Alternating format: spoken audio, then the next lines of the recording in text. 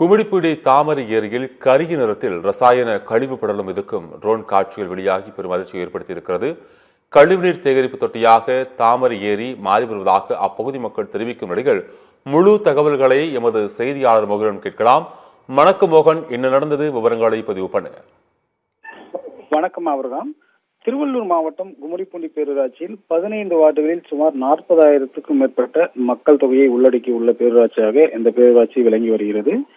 இந்த பேரூராட்சி எப்போதுமானாலும் நகராட்சியாக அறிவிக்கப்படலாம் என்று கூறப்பட்டு வரும் நிலையில் இப்பகுதியின் பிரதான நீர் ஆதாரமாக விளங்கக்கூடிய தாமரை ஏரியின் மேல் படிந்துள்ள கருப்பு நிற ரசாயன படல ட்ரோன் காட்சிகள் தற்போது இணையதளத்தில் பரவி பெரும் அதிர்வலைகளை ஏற்படுத்தியுள்ளது. இதனால் கும்மிடிப்பூண்டி சுற்றியுள்ள அதாவது அந்த பேரூராட்சியில் உள்ள மக்கள் பயன்படுத்தப்படும் நீர் ஆதாரம் மிகவும் அதல பாதாளத்திற்கு சென்றுள்ளதாக நிலத்தடி நீரை அந்த மக்கள் பெரும் ஒரு துயரமான ஒரு தகவலை நமக்கு கூறியுள்ளனர். குறிப்பாக பார்க்க போனால் 2 கிலோமீட்டர் தூரத்திற்கு நிலத்தடி நீரின் தன்மையை முற்றிலுமாக மாறிவிடுமோ என்ற ஒரு அச்சத்தில் அப்பகுதி கிராம மக்கள் கவலையில் ஆழ்ந்துள்ளனர். குறிப்பாக கும்மிடிப்பூண்டி பேரூராட்சி நிர்வாகத்தால் விநியோகப்படும் அந்த குடிநீரை கூட பயன்படுத்த முடியவில்லை என்ற ஒரு குற்றச்சாட்டு உள்ள நிலையில் மக்கள் பெரும்பாலும் அந்த கேன் வாட்டர் பயன்படுத்தி சமைத்து வருவதாகவும் கூறப்படுகிறது. குறிப்பாக இந்த ஏரியின் நீர்வரத்து கால்வாய் தற்போது குறித்து நீர்வளத்துறை அதிகாரிகளிடம் பல நூறு புகார்கள் கொடுத்தும் நடவடிக்கை எடுக்கவில்லை என்று கூறப்படுகிறது. அதாவது கும்மிடிப்பூண்டி பார்த்தோம்னால் அதிகமான தொழிற்சாலைகள் இருக்கக்கூடிய பகுதி.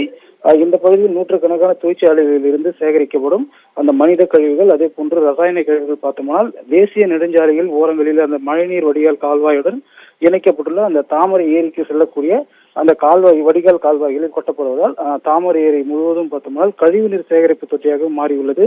இதன் ஒரு பகுதியாக தான் தற்போது இந்த ஏரியின் முழுவதும் அந்த கருப்பு நிற ரசாயன அந்த நீர் பரவியுள்ளது.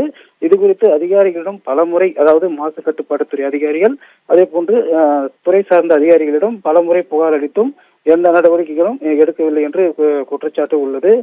குறிப்பாக புகார் அளித்தால் அதிகாரிகள் கையூட்டு பெற்றுக் கொள்வதாகவும் அந்த பகுதியை சேர்ந்த மக்கள் குற்றச்சாட்டை முன்வைத்துள்ளனர். இதன் விளைவாகவே இரவு பகலாக தாமரை ஏரியின் கொட்டப்படும் கழிவு நீர் தடுக்கப்படாமல் அனுமதிக்கப்பட்டு வருவதாக அப்பகுதி மக்கள் குற்றம் சாட்டியுள்ளனர்.